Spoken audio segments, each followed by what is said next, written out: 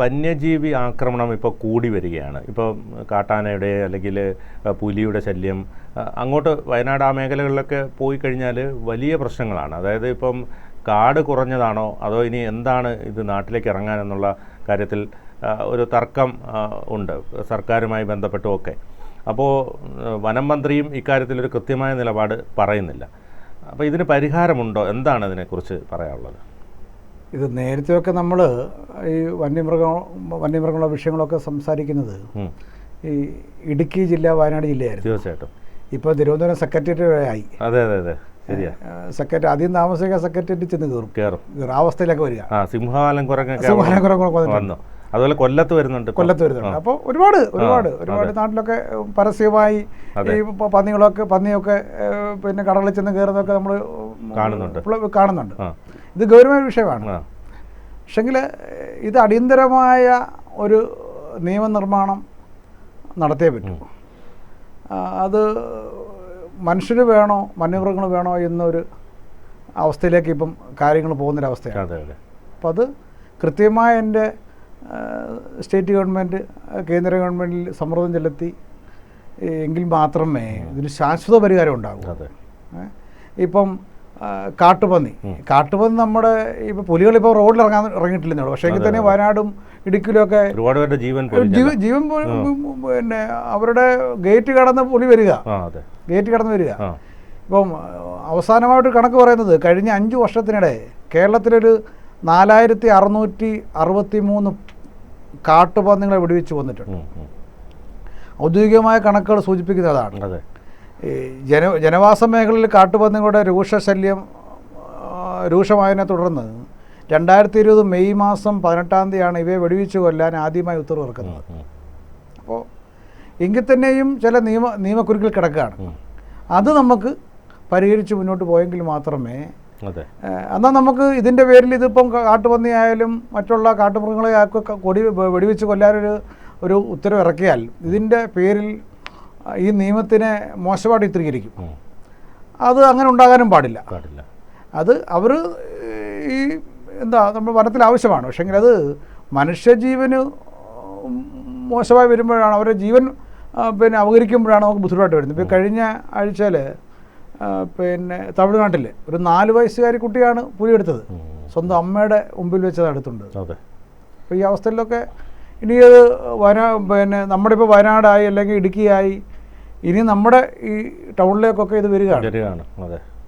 അതുപോലെ തന്നെ ഈ പ്രധാനമായും ആനയുടെ ഒരു നമുക്കറിയാം അരിക്കൊമ്പൻ ഒക്കെ വന്ന സമയത്തൊക്കെ ഒരുപാട് വലിയ ഭീതി ഉയർത്തി. അതുപോലെ ആനയുടെ ശല്യവും വളരെയധികം കൂടുന്നുണ്ട്. ആനയുടെ ആകുമ്പോഴാണ് ഏറ്റവും കൂടുതൽ പേടിക്കേണ്ടത്. കാരണം അതൊരു ആളിനെ കൊല്ലുക മാത്രമല്ല, ചിലപ്പം വലിയ ബിൽഡിങ്ങുകൾ, വീടുകൾ നശിപ്പിക്കുക, അങ്ങനെയൊക്കെയുള്ള കാര്യങ്ങൾ, കൃഷി നശിപ്പിക്കുക അടക്കമുള്ള കാര്യങ്ങളിൽ. അപ്പോൾ ഇതിനൊക്കെ ഈ പറഞ്ഞതുപോലെ നിയമനിർമ്മാണം എത്രമാത്രം ശാശ്വതമാകും, അത് എത്ര പെട്ടെന്ന് എത്ര വേഗതയിൽ നടപ്പാക്കാൻ കഴിയും? അല്ല, നമ്മുടെ ഇപ്പോൾ വേറൊരു നിയമം ഈ സെക്രട്ടേറിയറ്റ് പുലി വരുന്ന കാര്യം പറഞ്ഞതിൻ്റെ വേറെ കാര്യം പറയാം. ഇപ്പം നമ്മുടെ നിയമങ്ങളൊക്കെ എടുത്ത് നോക്കിയാൽ ആനയോ പുലിയോ കടുവൊക്കെ വരുമ്പോൾ അവരോട് നമ്മൾ പറയേണ്ട ഒരു അവസ്ഥയാണ്, ആനയെ അവിടെ നിൽക്ക്, നമ്മുടെ പ്രമേയം പാസ്സാക്കി ഇപ്പോൾ ഒരു പ്രമേയം പാസ്സാക്കിയിട്ടുണ്ട്, ആ പ്രമേയം ആനയോ കടുവയോ വായിച്ചേൽപ്പിക്കേണ്ട അവസ്ഥയാണ്. അതൊക്കെ വെറുതെ ചുമ്മാതെ ഈ കോമഡി കാണുന്ന ലാഘവത്തോടാണ് ബന്ധപ്പെട്ട ഒരു വിഷയത്തെ കാണുന്നത് തന്നെ. അതൊക്കെ എന്ത് ലാഘവത്തോട് ആ വിഷയത്തെ കാണുമ്പോൾ നമുക്ക് സത്യം പറഞ്ഞാൽ ദയനീയതയാണ്. കാരണം നമ്മൾ പകരം കൊടുക്കുന്നൊരു ജീവനാണ് കൊടുക്കുന്നത്. അല്ല വെറുതെ നമ്മൾ പകരം കൊടുക്കുന്നത് നമ്മുടെ പിന്നെ പറമ്പിൽ ചക്കയോ മാങ്ങ കൊണ്ടുവന്നോ നല്ല വിഷയമല്ല. ആന കയറി വരുമ്പോൾ പുലി കയറി വരുമ്പോൾ നമ്മുടെ ഒരു ജീവനും കൊണ്ടാവുന്നത്. നമ്മൾ അത് അതെടുത്ത് വന്യമൃഗങ്ങൾ എടുത്തു കഴിഞ്ഞിട്ട് ഒരു 10 ലക്ഷം രൂപ 20 ലക്ഷം രൂപ കൊടുത്താൽ ഒരിക്കലും കിട്ടില്ല. അപ്പോൾ ഇതൊക്കെ എന്താ ലോജിക്കെന്ന് നമുക്കറിയില്ല. ഈ 2025 നമ്മൾ നിൽക്കുമ്പോൾ ഇതിന് ലോജിക്ക് പോലും നമുക്കറിയില്ല. അപ്പോൾ മൊത്തത്തിൽ ഇത് പൊളിച്ചെഴുതിയേ പറ്റൂ. അത് പൊളിച്ചെഴുതിയെന്ന് പറഞ്ഞാൽ ആദ്യം പറഞ്ഞതിൻ്റെ കൂട്ട് ഈ വന്യമൃഗങ്ങളെ സംരക്ഷിക്കുക വേണം. അവർ വംശനാശം സംഭവിച്ച പല വന്യജീവികളുമുണ്ട്.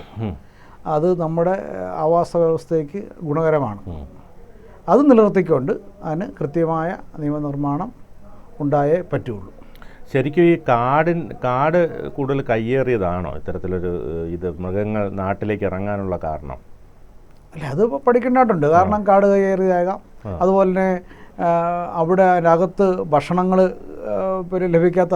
പക്ഷെ എങ്കിൽ തന്നെയും ഇത് രണ്ടായാലും മൃഗങ്ങളിത് അറിയില്ലല്ലോ.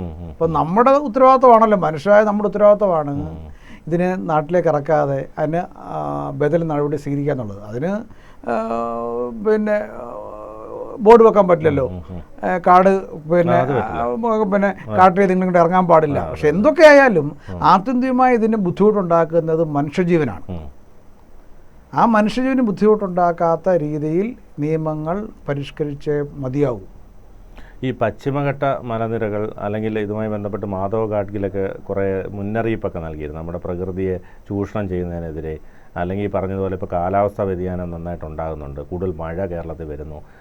അതൊക്കെയാണോ ഇത് വരാനുണ്ടാകുന്ന കാരണങ്ങൾ? അവരെ പോലെയുള്ള ആൾക്കാരൊക്കെ ഇത് പറയുമ്പോൾ ഗൗരവമായി മനുഷ്യജീവന് അല്ലെങ്കിൽ മനുഷ്യൻ്റെ ആവാസ വ്യവസ്ഥയ്ക്ക് മോശമാകാത്ത രീതിയിൽ ഇതിനെ പരിപാലിക്കേണ്ടത് സ്റ്റേറ്റ് ഗവൺമെൻറ് അല്ലെങ്കിൽ സെൻട്രൽ ഗവൺമെൻറ്റിൻ്റെ കടമയാണ്. അതവർ ചെയ്യാൻ മാത്രമേ ഉള്ളൂ. ഇതിലൊരു പ്രധാനപ്പെട്ട വസ്തുത ഈ പറഞ്ഞതുപോലെ ഈ ഫോറസ്റ്റ് ഡിപ്പാർട്ട്മെൻറ്റുകൾ ഇതിൻ്റെയൊക്കെ ഒരു കൃത്യമായ ഒരു ജോലി, ഇപ്പോൾ മന്ത്രിയാണെങ്കിൽ പോലും അതാത് ഡിപ്പാർട്ട്മെൻറ്റുകളെ ശരിയായ രീതിയിൽ ഉപയോഗപ്പെടുത്തിയാൽ കുറേയൊക്കെ ഇതിൽ നിന്ന് പരിഹാരം ഉണ്ടാവില്ലേ? ഉണ്ടാകും. പക്ഷെ നമ്മുടെ ഓപ്പോസിറ്റ് നിൽക്കുന്നത് സ്ഥിരബുദ്ധിയില്ലാത്തവരാണല്ലോ, ഇല്ലാത്ത കാട്ടുമൃഗങ്ങളാണ്. അതെ. അപ്പോൾ ഈ ഫോറസ്റ്റ് ഉദ്യോഗസ്ഥർ എന്ന് പറയുന്നത് മനുഷ്യന്മാരാണ്.